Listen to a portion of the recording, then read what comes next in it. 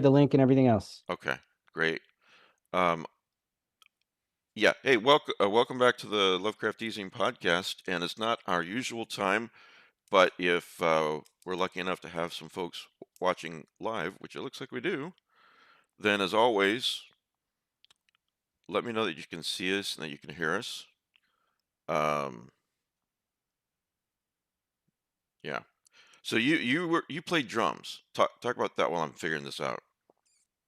Yeah. So in addition to being a Scott horror writer, Kinnemore, ladies and gentlemen, I'm author just some guy, of some this. guy. Yeah, we're just, I passed him on the street when I, went to get a donut today, and I thought, hey, this guy looks like he'd be good for the podcast. So, so But yeah. yeah, I was saying we were chatting before. I've tried very unsuccessfully to write a haunted percussionist story, haunted drums, something where an ancient metal was like cursed, and then it got mixed into like cymbals, Oh yeah, yeah. bronze, copper, tin, and then you would hit the cymbal and it would summon, and like every one of those has been a failure. So There was uh, something like uh, there was kind of a plot like that in Summer of Night, wasn't there? Dan I don't Simmons' Summer of Night. I don't remember. Have you read that one? Or been a I while? I I don't. It's been a while if I have. Yeah. Yeah. Because So if that has been written, I would have wished I had done it successfully because I've been totally unsuccessful but I keep trying to write like that's all we can. haunted cosmic horror percussion themed That's all we can do is keep fiction. trying. Thank you, Donna. Um, all right. So yeah, I've had a few problems with OBS and Zoom talking to each other lately. So I don't know what the deal is, but you know, this way you guys who are watching get to see my I guess my taskbar is what they call it. So anyway, it's Thursday, almost the end of the week. Welcome, Scott. Welcome everybody to the Lovecraft Easing Podcast. This is Scott Kinnemore. I'm Mike Davis. Scott wrote a book called Edge of the Wire, and actually quite a few other books too. So You had me on to promote my last one, and I yeah. said it then, I'll say it again, but it's not just BS. I'm so honored to be on this podcast because so many of my favorite writers Oh, appear on thank it. you. So like thank you for having me so much. Oh, I think the work you guys do is so good. that's very kind. Thank you. You should join us at Necronomicon in 2026. I couldn't. I had some other horror con appearance this last time, but maybe next year my calendar's open. Well, it's Love to actually come. every 2 years. Oh Uh, well, then 2020. in August. Yeah. So I've been once at the Biltmore, and I yeah, made the poor decision on well, I think it was the hottest day of the year to walk from the yeah, Biltmore to Lovecraft's grave. yeah. Uh, and I did it, but man, I took an Uber home. I was just like, this is not a smart decision Uh, to make that a pilgrimage. that that is such an awesome convention. Coming Sunday on the podcast, we're gonna talk about it and go over all the highlights and amazing moments and all that. But yeah, um, Awesome. Everybody goes to it. yeah, yeah. Hope you're there next time. Um, Donna and everybody watching live, if you see any stutters or anything that's out of the ordinary, let me know. Logan and I are working on it. I think we're going to be mostly okay, but we're figuring out the problem. But all right, that's the boring stuff. Do you play anything else besides the drums? No, no, I love the trombone though. I can't play it at all, but people always ask me if you weren't a drummer, what would you play? Trombone. I think Oh, it's so cool. yeah, it is. Especially the way that you can bend the notes and everything. So I knew some really great tromboners back in the day. They really loved playing their instrument, and You usually they were don't need like a this, and I microphone. was like, here's my clarinet. You know, Yeah, they're really loud, which I probably also like. yeah. So anyway,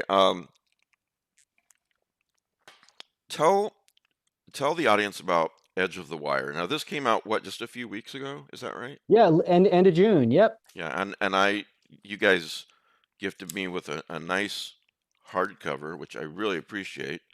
Sure. And is this on Audible? I meant to look that up.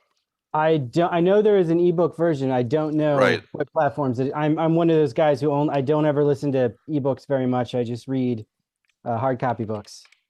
I Um, don't even use an e-reader. what what's the spoiler-free synopsis of this book? Spoiler-free synopsis. So it imagines a future where Google has become a religion, and there's a small groups of essentially astronauts at the edge of the universe are wiring up planets at the border of what has been discovered with connectivity within a sort of large neural net that connects everything. And this omnipresence has become such a part of life that people almost regard it as being sort of like God, or like this thing that's just always been present. They can't remember a time before it. But these specific astronauts have to go to this planets that are not wired and connect them. So And it's it's an so AI that is almost nearly correct. omniscient, basically. Correct. And my hero astronauts in my novel are tasked with confronting this anomaly planet that is covered, as many planets actually are, with a sort of ceiling of never-ending cloud cover atmosphere and lightning storms. And they can't see from space what is on the other side of the atmosphere, but they notice that every ship that goes down doesn't come back. And Mm. then they receive word from a one lone probe that is sort of sent back up through a ship that went down, leads them to conclude that the astronauts down there before them were somehow uncontrollably given the urge to murder each other. And they can't figure out what is going on. So They that is should the they should beginning. they should go up, nuke it from space. It's the only way to be sure. I Yeah. mean, they talk about that. Don't think that isn't bandied about. That's it from Aliens.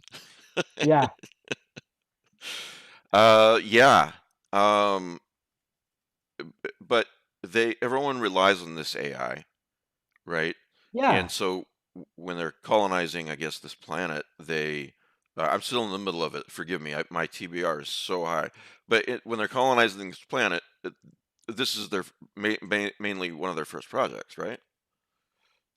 Because Well, this particular group of astronauts has not been to a planet like this before. hmm But I like the idea of like a future where people have to step out of the like comfortable known wired world where there are no secrets, where a Google Alexa device, your computer's always watching you, everything can be known, everything can be looked up, to this like stark unknown emptiness. right. And it would I imagine it would feel like people true believers like going to where God can't see for a Yeah. while to do this incredibly dangerous task in a place where we know murders have been committed, like Um, the darkest darkness you could go to in sort of a futuristic golden age sci-fi type of setting. you've mentioned in some past interviews, not with me, but just some research I was doing, Yeah, uh, how much you love cosmic horror, that Lovecraft's one of your favorite writers. true. I'll get back to the zombie thing, but you even mentioned how zombies to you fit in more with a lot with cosmic horror in a way. Talk about this particular book and cosmic horror. um so for me, what I like about cosmic horror is the idea that I have been very wrong about things. The Yeah, idea that I thought I knew the universe. I thought for sure that humans were the apex of evolution, the apex animal, and I love the feeling beneath my feet that like, oh, this is shifting. Like I was wrong. I was fundamentally wrong about the nature and order of the universe. And I think that as technology progresses, we will only find a greater surety that like, oh, we definitely know what's going on. And I think in a futuristic science fiction type setting, being confronted again with it, nope, totally wrong about what you are, totally wrong about what the universe is, totally wrong about what the project is, cuts really, really deep. And yeah. I see for me sort of like other horror writers so playing with this tradition of also looking at like the the like cutting edge of science and thinking about like how that could spin off into a horrific setting where you're totally wrong about something. Like I'll give you one example of I really like the horror stories of Arthur Conan Doyle. A lot of people don't know he wrote horror, but he wrote Right. some bangers that were published in the Strand along with the Sherlock Holmes stories. And one of my favorites is called The Horror of the Heights. And Yeah. he wrote that you read it, but if, for anyone who's watching who A while hasn't, like ago. Yeah. he wrote that when propeller airplanes were just getting powerful enough that they could fly above cloud cover. And, that's tied into a period where those involved in technology thought like, oh, we really know what's going on now. We know more about the earth and how things work than anyone ever has. But in this story, it's revealed that like, if you fly above the cloud cover, what if there are always just terrifying monsters up there Right. that we haven't seen yet because they don't like us. They stay on the other side of the clouds. But what if like we're wrong about what's up there and it's actually just terrifying monsters? That sort of thing inspired me to try to do this story with a Google as a religion setting. And I'll tell you one more super fast story is my Yeah. original title for this novel was The Goo, because in the future world they just call it goo instead of saying Google. And I like the idea that people would see the cover of my book and think, oh, this is about like a goo monster that comes to people get trapped in, and then they'll realize it's Google. And I got as far as I found out this later from my editor, as far as I could get at Skyhorse Publishing, getting away with that title. And it was literally the president of the company, the great and mysterious Tony Lyons. He's actually a lovely man, but apparently they told me he was doing his like final review of the summer titles and was like, the goo, who said the goo was okay? Get Kennemore, tell him it can't be the goo. That's horrible. But they told me like, we're trying for the goo, Scott. We tried to get it for you, but Tony said no. So I got as close as I could. Um, yeah, you mentioned this isn't quite the same, but I would just like to mention it as an aside to everyone that Jeffrey Thomas has a new book out, some hardcover, and then I think there's going to be some others. But you might be familiar with his Punktown stories. Um, Forgive me, I'm not. I'll have to check him out. well, he's been writing about Punktown for decades, and it's basically this huge futuristic w- strange city, and there's a lot of Lovecraftian um, elements to it. It's not set on Earth. I haven't read Punktown in a while. I've read some of his other stuff, but I think you'd like it. But you made me think of his new book because here's how it reads: in the far future, and I promise I'm here to promote you. I just thought No, about no, this. I want to learn. I'm here to learn. In the far future, the crime-ridden city its citizens call Punktown. Dangerous cults work to summon the monstrous old ones from their long sleep. Excuse me. In an effort to better understand these alien gods, a rogue scientist has been working on a computer-generated model of a composite being that he calls Yog-Thutu. And so it turns out maybe that's not a good idea to do. So, but it's called The New God by Jeffrey Thomas for those of you who are looking for a book when you're done reading Edge of the Wire. But That sounds awesome. in Writer's Digest, you said about a different book, but you kind of described the way I feel when I'm reading a book that I had no idea there was going to be a cosmic or horror element to it, and then there is some sort of flavor of cosmic horror. And I'm quoting you now. I hope fans of cosmic horror will get the kind of eerie, bewildering buzz that I personally hope for whenever I sit down to read cosmic horror. Um, yeah, I just wonder what it is about. It's hard to articulate what uh, is so enticing about reading cosmic horror. For me, part of it I think comes from is interesting. We were talking about that series, Punktown, Yeah, because I think since I was an adolescent, I've been attracted to the idea that like cosmic horror, again, for me, as I said before, it sort of means like you're wrong about something. And so I think it can right. have that punk rock impulse to challenge authority or challenge authority figures who want to say, look, this is how the world is. We all know for sure this is how the world is. you don't get to question these basic tenets, these basic hypotheses. They've all been proved true.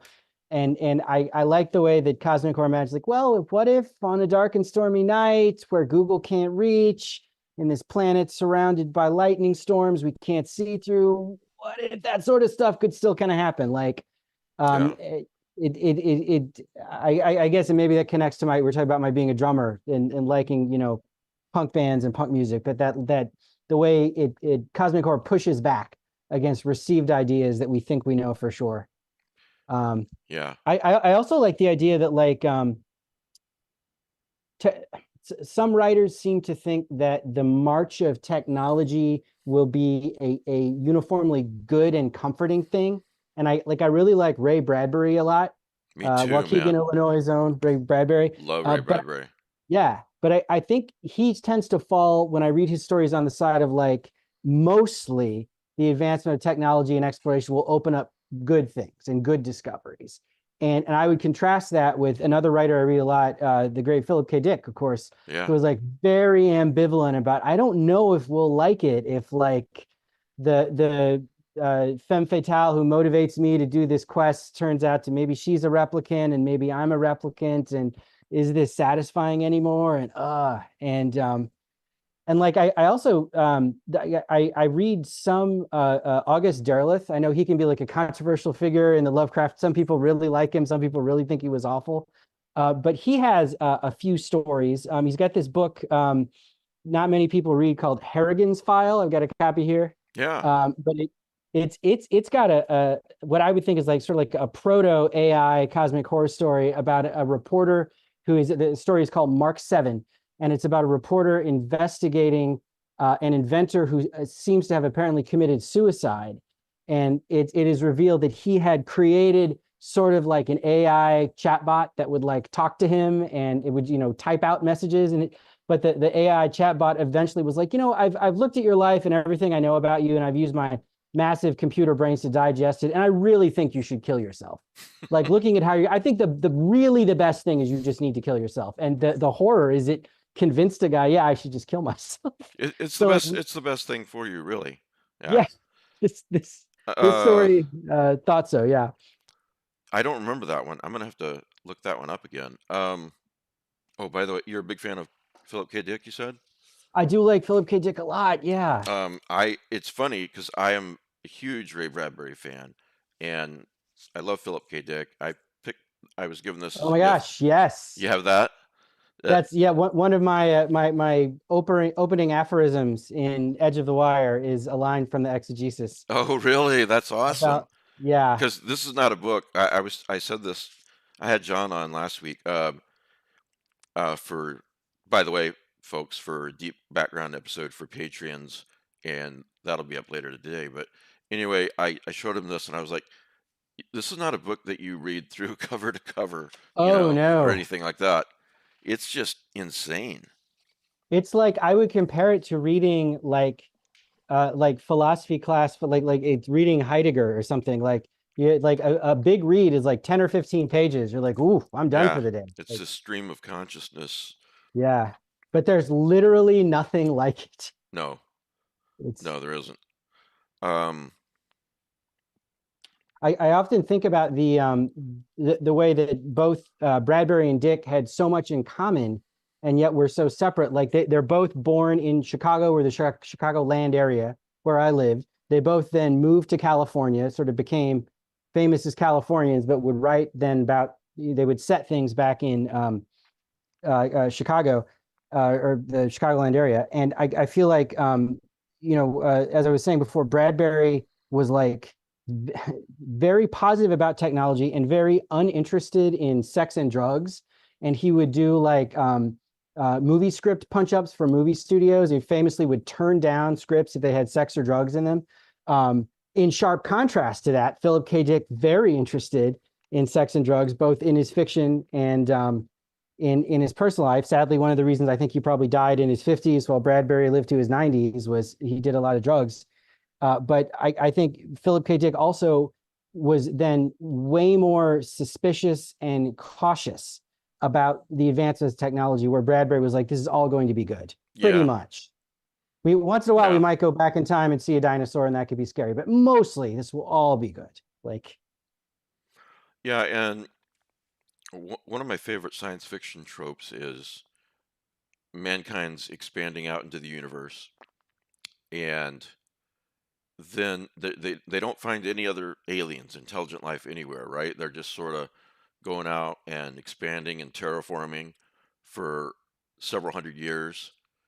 And then they find the ruins of an ancient civilization that was obviously lived and died before we even gained conscious thought, and it's this idea that suddenly humanity, you thought you were out there conquering the universe. You're a very small part of the universe, really, you know? no question, no question. So, um, without spoilers, what else do you want to say about Edge of the Wire um, to people to, I don't know, sort of entice them to read it? Because I think they should.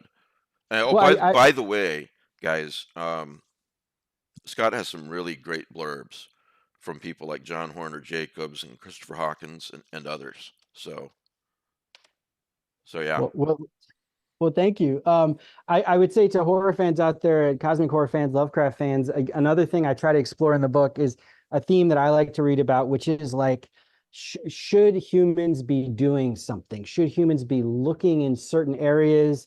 I'm a zombie fan. I've written books about zombies before. Should humans be trying to do certain things if they could result in zombies? And I feel like what I wanted to explore, one of the things in Edge of the Wire is that idea of like, should humans try to go to all places? Should they yeah, try to know what is going on every planet? If you could, like, if you could see what's going on Saturn right now, well, that'd be awesome, wouldn't it? Like, well, would it? Do we need that knowledge?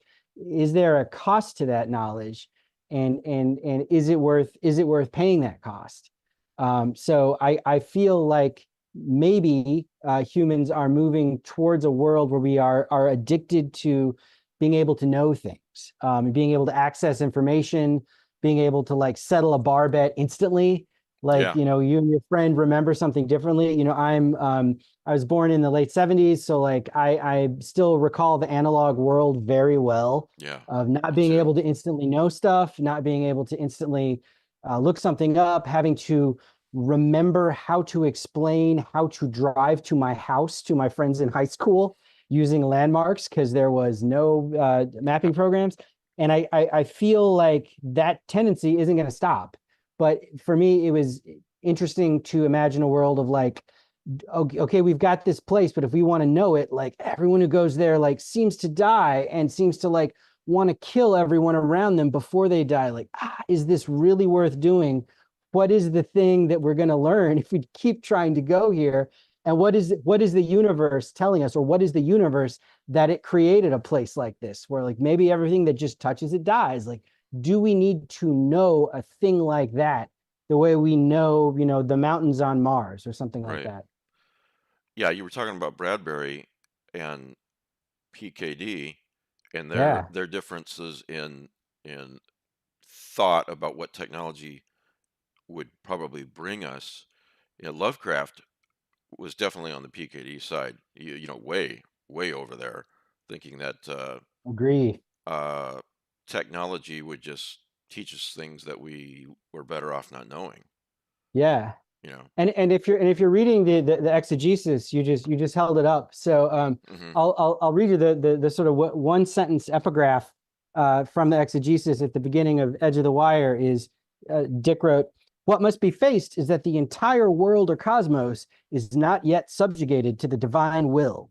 And this was a theme he had because the exegesis, if you read it, is a lot about religion and wondering if God Hmm. exists, Yeah. what's God's plan. Yeah. And I feel like um, Dick gives an unusual answer to a question that almost everyone or like every kid growing up asks their religious figure, their priest or rabbi or imam, which is it seems like when I pray, sometimes God is listening and what I pray for happens. I get well from my sickness, I pass my test.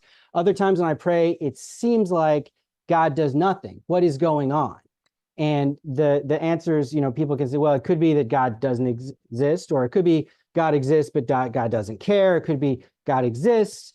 he cares, but like something is stopping him, like the devil. Right. I feel like most religions now their answer is something like God does exist, God is everywhere, God does care, nothing is more powerful than God that is stopping him.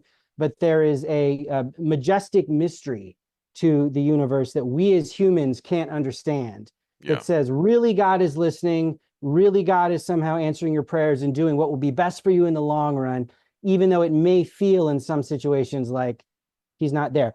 So I feel like Dick is so captivatingly unusual in that in all of his writings, the exegesis, certainly in novels like Ubik, he seems to say like God does exist, God does care, but God just can't be everywhere at once. Right. He He's just if can't be. God is So like all sometimes powerful, he cannot be like all good, and if he is all good, he cannot be all powerful. right. Yeah, God is not all powerful, as Dick is saying. Yeah, or my reading of it is like sometimes he's just like around, and you're probably well, he was around, so he heard you. Other times, like he's just not around. So I wonder if the astronauts, to loop it back to Edge of the Wire, in my book, are sort of trying to make it so that this goo, this Google or God, is like always around. It's got to be everywhere. There can't be a place that it can't see you.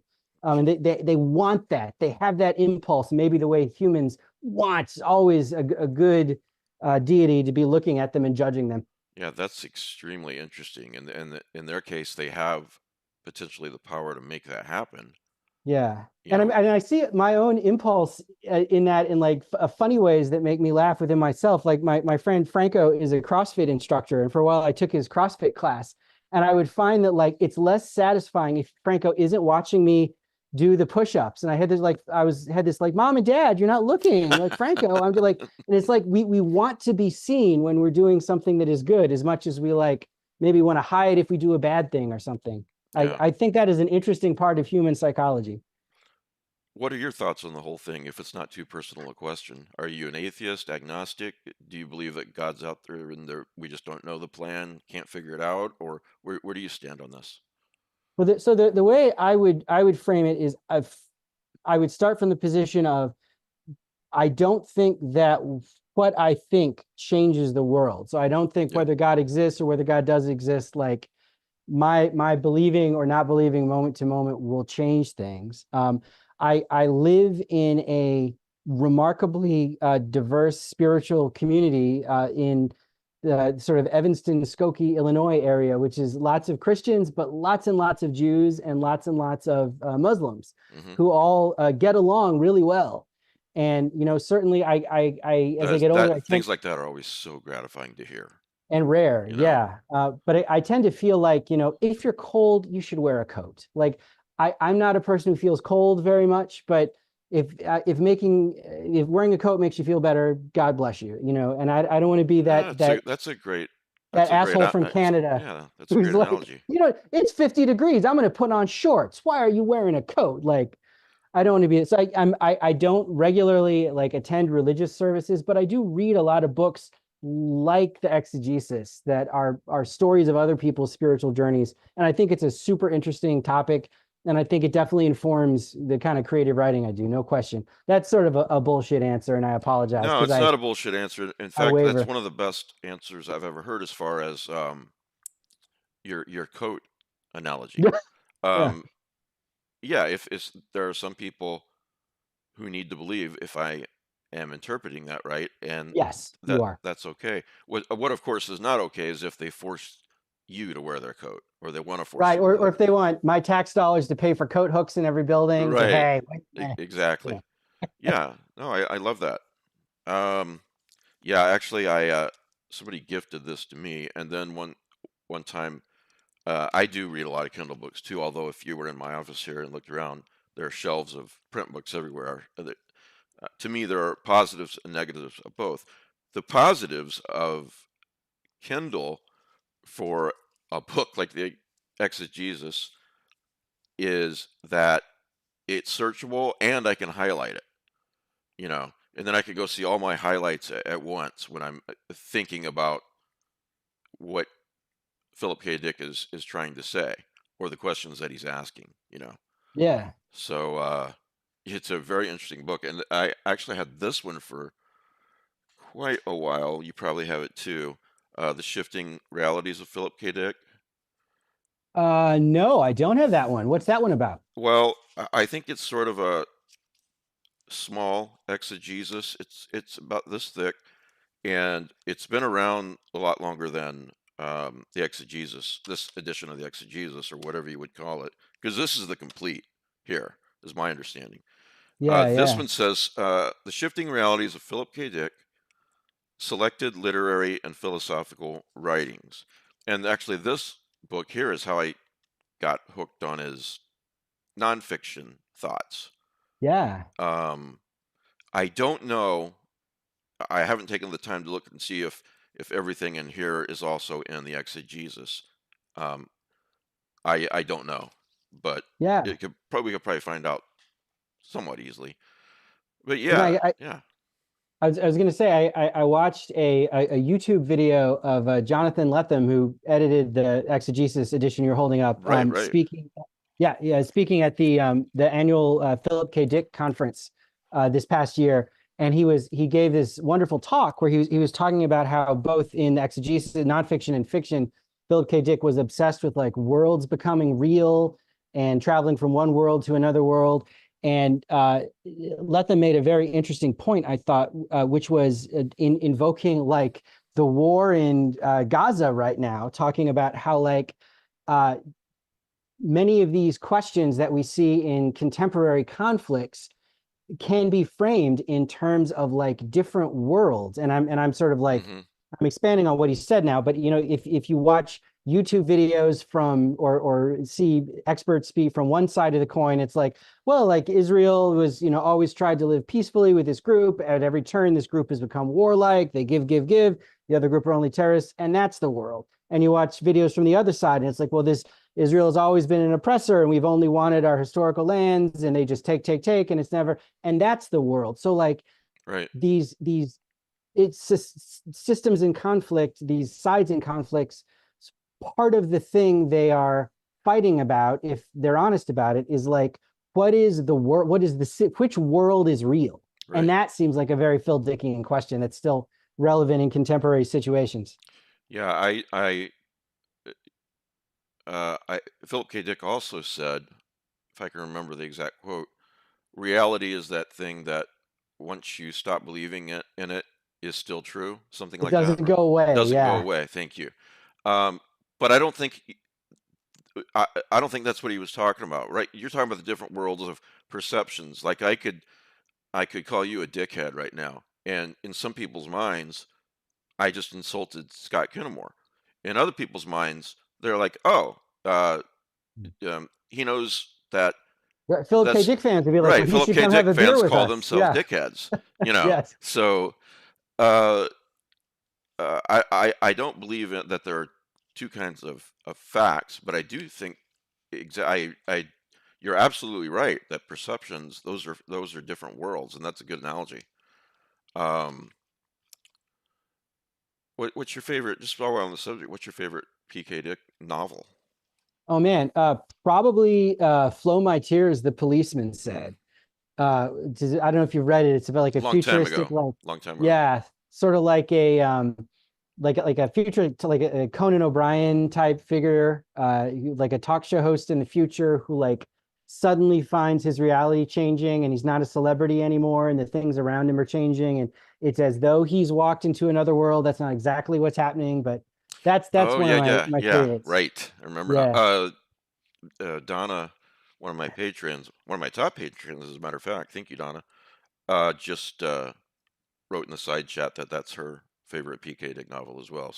Yeah. So there you But there's go. so many very good ones. Yeah, Yeah. you're in good company. She's a really nice gal. Nice. Um, so yeah, for you PK Dick people out there, you pick these both up, and so let's talk about. You said you have an hour, so I want to get to Yeah. your zombie stuff too. Sure. Um, guys, look. First of all, Scott is a fantastic writer. Um, Shucks. pick this book up, Edge of the Wire by Scott Kinnemore, and talking to my audience and knowing the kind of stuff that you guys usually like to read, um, I do believe that you really enjoy this. That's me honestly saying that. And you guys know I don't recommend uh, books that I don't think you're going to like. So, um, Thank you, Mike. you did mention, I want to talk about this. You mentioned Yeah. that in another interview that, let me see if I have it right here. Yes. Um, in a way, I think one could make the case that zombies can bring us the closest to cosmic horror of any traditional monster, because in a zombie story, I'm quoting you, it's not just about creating a fear that a monster might hurt one, particularly a likable protagonist. Rather, the presence of zombies usually posits an entirely new reality that can be scary in all kinds of ways. So talk about uh, zombies and cosmic horror and your thoughts on that, because frankly, I get sick to death of zombies sometimes, and I love picking up a book like your trilogy that has a different spin to it, a fresh take. Uh, Yeah, sure. so talk about zombies and cosmic horror, and tell the audience about those three books too, please. Sure. So I wrote a trilogy of zombie novels that I call my state series. They're called Zombie Ohio, Zombie Illinois, and Zombie Indiana. Right. They're all about states where I've lived for at least 4 years. Zombie Ohio is about a college professor who dies in a car accident and comes back during a zombie outbreak as an unusually intelligent zombie. Like he still wants to eat people and he can't remember anything about his previous life, but he like can pass for human and can walk and talk. And he realizes that he died in his car accident because the brake lines in his car were cut. So he sets about to use his zombie afterlife to like solve his own murder. Hmm. So my inspiration for this was film noir films like DOA. If you've Right. ever I seen just that, was like, thinking of Dead on Arrival. Yes. yeah, like it opens with this like old timey like fedora gangster walks into a police station like the 50s, is like, I'm here to report a murder. And they're like, yeah, whose? And he's like, mine. Because he figures out he's been poisoned. He's got like 18 hours to live. So I'm going to solve Did my own Did you murder. like the And remake? I think it was the 80s. I don't Um, know if I've seen the remake. I've definitely seen the 1950s one. yeah. So and Seen the oh, old black and white. before you go on, before I forget, I read a short story, a zombie short story one time, and this person wakes up, if I remember right, and I can't remember if it's a male or female, but they wake up and they realize that the town is now infected with zombies, and Good start. they're the only one who isn't a zombie. And as they progress and the story ends, they come to this horrifying realization that they have it ass backwards. They're the zombie, everyone else is still normal. Nice. Which, if you watch, I don't think it was Batman the animated series. I think it was the animated The Batman series from a few years back. That happened once too, where Batman was a zombie, but for most of the episode, he thinks the entire town is zombies, and Robin and Batgirl have to unzombify him. But it's just a really interesting take, and that's two times I've seen that. You know, so It almost makes me think of I Am Legend by Richard Matheson. Of, hmm to them, I'm the monster. right. So God, I remember the first time I came across I Am Legend in a bookstore. I sat down and I read the whole thing. I didn't even leave the bookstore. I just read the whole thing. Such an yeah, amazing piece of work. But anyway, I yeah, back to you. yeah. Oh, I just it's always amazing when you read a book that good. As I have a few memories too of one I just like. I remember where I was when I read this because it was so good. Oh yeah, Um, I know what you mean. Yeah. but I'll conclude about my state series. So then I wrote a novel called Zombie Illinois, which is set in Chicago. So when I first moved to Chicago in 2004, I worked for Shorebank on the South Side at 71st and Jeffrey, which was a community development bank that was like trying to fight the history of redlining on the South Side and like make home loans to underinvested areas. But in the course of doing development work in that neighborhood, you work with a lot of like politicians and aldermen, which is what city councilmen are called in Chicago, and Yeah. like ministers. And you realize like some of the people doing that work are really amazing, motivated, practically civil rights workers, and some, especially the city politicians, can be very corrupt. So I wanted to write an urban zombie novel about like what would happen in that environment if the zombies came up. So in that environment, the main character is the daughter of the vice mayor of Chicago. So if the mayor of Chicago dies, there's a vice mayor takes over. But if the vice mayor dies, then the city council gets to vote and elect their own as the new mayor. So the mayor of Chicago is eaten by a zombie. Then TV blacks out, power is gone. As tends to happen. Yeah. Yes, exactly. And so the Chicago City Council realizes, well, we could use this blackout to murder the vice mayor, make it look like a zombie did it, and then we can take power. So my protagonist has to defend her father both from like zombies and the Chicago City Council. And then the last novel in that series you mentioned is Zombie Indiana. I grew up in Indiana. Mostly it's a satire of it's like a political satire of Mitch Daniels, who was like the very conservative governor of Indiana when I guess right when I was moving away from there. But he went on to become the president of Purdue University. So when the novel came out, I sent him a copy and I wrote like, "Dear Governor Daniels, you know, this novel could not have been possible without the policies you enacted over the Oh, last that's however many nice. years in Did you get an Indiana." answer? He wrote me back on Purdue Stationery about how much he Nice. loved the book. And I thought, no one will believe this. So That I is sweet. scanned the letter and I put it on my website. So Oh, you that's can, really sweet. I'm gonna have to take a look at that. scottkennemore.com, you can click through and find Mitch Daniels enjoying I'm his own satire. I'm gonna do that. Now you got started writing with a zombie satire piece, if I remember right, in I did. 2007?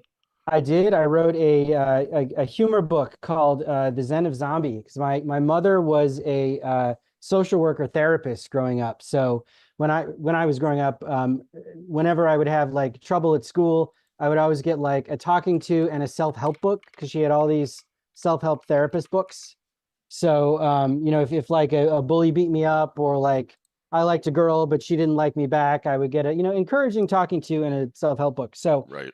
I my first book was a sort of satire of the self-help books I had grown up reading about how like really if you want to make your life better, you should just like try to be like a zombie because The Zen you of know Zombie, better living through the undead. right. So it was, the idea was things like, you know, zombies don't doubt themselves, they're God, never this is depressed, they awesome. always know what they want, which is to eat you. They go exactly towards it. They're not self-conscious about how they look, you know, they're missing limbs, they're full of maggots, they don't care.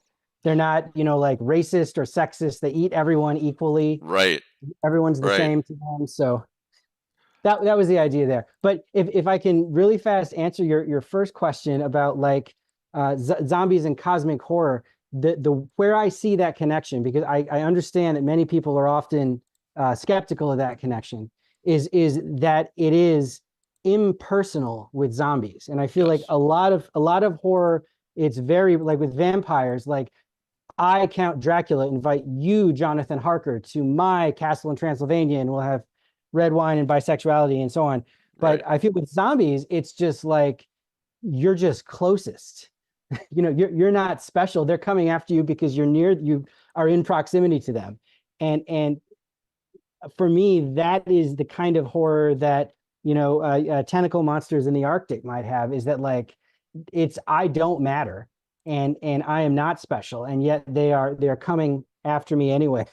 There it is. Yeah, I just tried to show it to the audience, but they're just seeing my desktop now, I think. Oh, So unfortunately, but yeah, check it out. The Zen of Zombie, Better Living Through the Undead. There's two of them, right? well, so there are a few books in that. So there's the Zen of Zombie, which did very well, and my publisher was like, "Can you expand a chapter of that, the like succeeding at work by being like a zombie to a whole book?" So then I did one called ZEO, Zombie Executive Officer, which is sort of like a sequel. Then I did one called The Art of Zombie Warfare, which I am very proud of because it is essentially a 230 page single joke, which is that if you look at military tacticians and great generals Hmm. throughout military history, you'll find that really the way to always win and defeat them is to just keep like walking slowly directly at your enemy, never using cover, never using technology, never using camouflage. And that if you do that enough, you just will always win. So that was another expansion of the sort of like zombie humor. There's a you're talking about how impersonal it is, Hmm. and of course, um, that I can see the link that what you're trying to say, or did say, because that's the way cosmic horror is. They just don't care. You're not important enough for them to care in cosmic Right. horror. Um, there's a Charles Grant book, and I I can't find it right now, but in the introduction, it talks about. I want to read the quote, but I probably won't be able to find it in time. Um, the guy who introduces it says that in Charles Grant's work, basically anybody can die. It's not necessarily the bully that gets killed first, that kind of thing. And he didn't say that. I'm paraphrasing, but Sure. you made me think of Grant's work too, by what you said, which is totally different from all of this. Even though I'm a huge fan, but Sure. just made me think of it. That's my Yeah. way my mind works. That's the talk about stuff on this show, and suddenly I'm on this 180-degree tangent. So, That's the way to do it. uh, so guys, the Zen of Zombie, yeah, I pick that up. If you like zombies, pick up his zombie trilogy. Especially pick up Edge of the Wire because, unfortunately, the way the writing world works is the way that Scott gets to keep writing is that his latest book sells. You know, so Sadly, this is true. Yeah. yeah. So let's say somebody picks up the Zen of Zombie and they or reads the zombie trilogy and they're like, this is my thing. I love the hell out of this. And I like the Edge of the Wire, but I really like the zombie stuff. Hmm. Pick up the Edge of the Wire because Scott will keep writing books. So, um, what what got you started on bringing us back to cosmic horror before we close? What got you started on Lovecraft and cosmic horror in the first place? And how old were you? Sure. Well, so this is one of those like I can remember exactly reading the book stories, and Right. forgive me in advance if I talked about this the last time you had me on, but No, it's I can fine. remember being like 10 or 11 years old and riding my bicycle to the local library to check out this H.P. Lovecraft guy I had heard about, and they had one of Well, the wait, stop. How did you hear about him at that um, age? people. I played Dungeons and Dragons, and I'd heard of Call of Oh, Cthulhu, and so yep, what the heck could that be? that'll Let's do go. it. There's Wikipedia doesn't exist. Let's go to the library and try to learn. And I I remember those days. yeah, but they had one of the old like hardback Arkham House collections, and I can remember just taking it down and reading the first two stories, which were in the vaults and Pickman's model, and then closing the book and thinking to myself like, this might be the best thing anyone ever did ever. Like I like this so much. Like, and I know I'm a dumb kid and I'm still learning about the world, and I know there are like life-saving doctors and architects who can somehow build skyscrapers that don't fall down and kill us and all that. But I feel like this might be the best thing It's like anyone ever did ever. you discover this truth that Yeah. rings true to you that you never occurred to you before. You know, Yeah. And I became just immediately an evangelist for Lovecraft and told my friends and teachers they had to read him. And I was young enough that I was like indulged by my teachers, and they'd be like, "Oh, interesting. how You're cute. He's you're in telling the us to read. smart reading group. I'll check this out." And I can remember some of my teachers just looking at me the next day, being like, "Scott, these are gory. What's wrong with you?" I was like, "You don't get it, man. This is the best thing ever." But yeah, I think Lovecraft and cosmic horror just sort of made sense in that way that they were challenging fundamental things that we think we know are true, or that maybe the establishment thinks it's established for sure that we have to accept. So I liked it because it was so scary and so creative and so incredibly well done. But I also like the way it challenged what we think we know, reevaluating the Right. establishment again and again. I found very appetizing, attractive. Have you read Stephen King's novel Revival? Yes. Yeah, That's one of the darker ones, I think, the way it very ends. cosmic horror. Oh yeah, that's pretty much the scariest ending of any book I think I've ever read. Yeah. Because of the fictional truth that it posits that happens to everybody, no matter what. I won't give it away. But do you remember when? So this young pastor, when the protagonist is a kid, this young pastor that he knows and looks up to loses his wife. I think it was a car crash or something. I can't remember. So then he still he still holds a church service the next Sunday or whatnot, and he starts preaching all these real truths about how religion and Christianity in his mind is a bunch of crap. And I highlighted this part. My mother my mother was sobbing audibly, but I didn't look around at her. This is what makes me think of what you and I've just been talking about. Yeah. I couldn't. I was frozen in place by horror. Yes, of course. I was only 9, but there was also a wild exultation, a feeling that at last someone was telling me the exact, unvarnished truth. Part of me hoped he would stop. Most of me wished fiercely that he would go on, and I got my wish. Yeah, that is just a great one. I need to reread that. It's so I read it when it first came out in hardback. Yeah. So good. Ben, Ben, are you listening? That's a cosmic horror. Uh, private joke between me and one of my friends and patrons. Um, yeah, okay. Well, is there anything else what do you have coming up next after Edge of the Wire? I'm working on three different things right now. I'm working on a sort of like a cosmic horror supernatural detective story. I'm working on Nice. a haunted house story, and I'm working on a memoir about my parents. My mother died last year. Oh, That may not I'm sorry necessarily to Scott. be cosmic horror, but my father was sort of like a very mysterious guy who I realized had many sort of parts of himself that he kept hidden during his life, Yeah. and sort of like reflecting on that and my relationship with him. I don't know if that informs the horror writing I do, but maybe it does, and I'm just sort of exploring that right now. So Yeah. I don't know which one of those will be the thing that I try to send into the world first, but that's what's I'm on very my sorry to hear sketchbook. about your mother. That's Thank you. She had a nice long life, but Oh, I know what I wanted to ask you.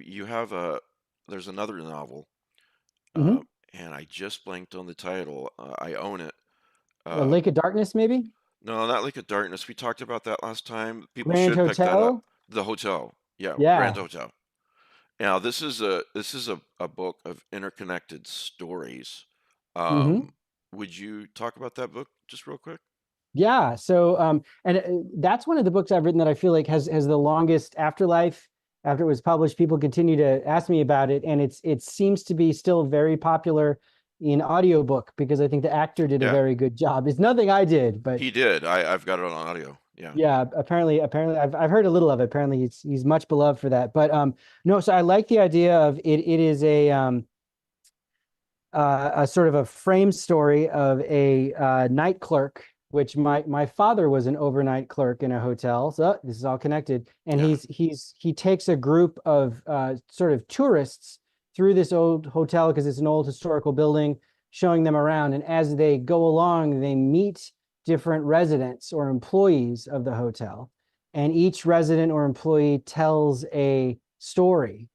And each story sort of has a trick or message or a riddle, and it becomes a game to see if the tour group or perhaps certain members of the tour group can guess the riddle, and they can sort of like are allowed to move on and go deeper into the hotel if they do.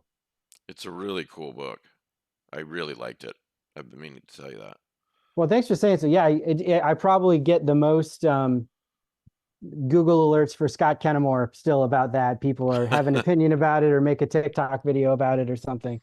Uh, I'm glad I people like it. I It's I fun to don't do do. Google alerts from my name because it's kind of like John Smith, you know. Well, you have to be, yeah. The other thing I would say about doing it is you have to have thick enough skin to be ready for like YouTubes of like online book clubs talking about it. Yeah, on balance, this was disappointing. Yeah. Like you got to Yeah. be tough enough for that because it's coming. Well, the thing is, I was telling Scott Thomas this one time. Take the best book ever, a book that everyone thinks is pure genius, and then go look at Amazon reviews, and you'll find some one-star reviews. You know, Yeah, no question. so that's the way to think of reviews. Um, Yeah, it's I try to do that. yeah, I know it's easier I said than try to done. do my best. Yeah, Uh, yeah. All right. What's I was gonna ask you this too. If it's not too personal, what's a day in the life of Scott Kinnemore? What do you have a regular job in addition to this? I Is do. I can't support myself just on my creative writing. I wish writers would talk about this more. So like, Yeah, absolutely. I feel like it's about like Publishers Weekly did a piece once about like when you walk into a Barnes and Noble store, about 80% of the books in a Barnes and Noble, which again are like real books by real publishers, Hmm. 80% represent writers who could not support themselves from book sales. Right. And only about 2% represent writers who are like what most people consider like rich or wealthy from your Stephen King or J.K. Rowling or something. So yeah, I'm definitely in that 80%. I do corporate communications in downtown Chicago. I have a wonderful job I like very much working for a family office of a family that does a lot of philanthropy That's and gives important back. to be able to get up Yeah. and do something you like. And one of my favorite parts of my day, like I tend to do my writing like early in the morning if I wake up before my wife or late at night or on the weekends. But one of my favorite parts of my day is I commute to work from the northern suburb of Evanston, Illinois to downtown Chicago, the Loop, every day. And I ride my bicycle. I have like an e-bike hybrid, and I go down Clark Street right past Wrigley Field as just Oh, like the nice. city is waking up. And That's beautiful. the hot dog and beer and hot dog bun delivery trucks are lined up because Wrigley's so old it doesn't have alleys.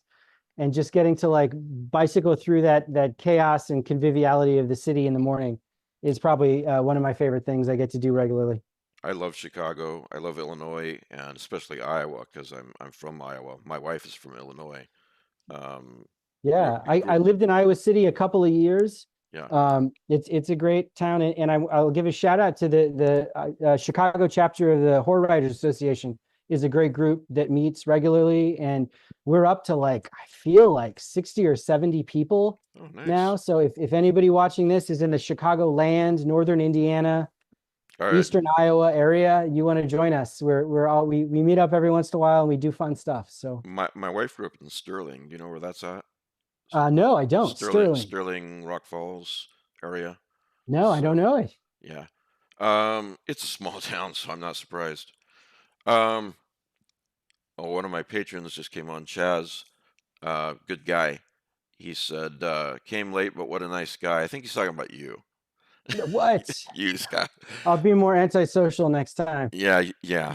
And Donna says, what a lovely man. Great interview. New fan, Oh, off to shucks. buy his books. Great to see you, Mike. Thanks, guys. Thank you.